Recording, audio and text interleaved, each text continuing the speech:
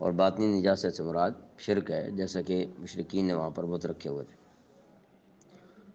کن کے لیے پاک کرنا ہے؟ للطائفین، جو یہاں طواف کریں، والعاکفین، اور اعتکاف میں بیٹھیں، والرکع، اور رکوع کریں، السجود، اور سجدہ کریں، سجدے بجا لائیں، ان کے لیے یہ گھر جو ہے اس کو پاک صاف کریں۔ یہاں پر کسی قسم کی ظاہری اور باطنی نجاست نہیں ہونی چاہیے۔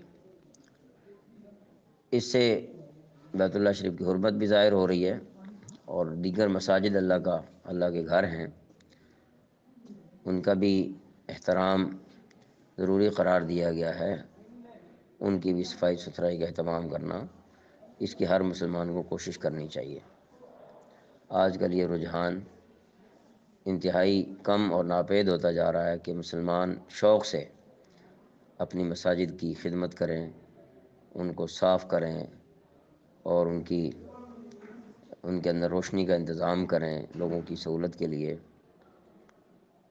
زیادہ تر خدام رکھے جاتے ہیں، اور خدام کی بھی کم تنخواہ، اور بعض اوقات اس کے معاملات کو کسی انسان پر قیاس ہی نہیں کیا جاتا، اس کی ضروریات کو سمجھا نہیں جاتا۔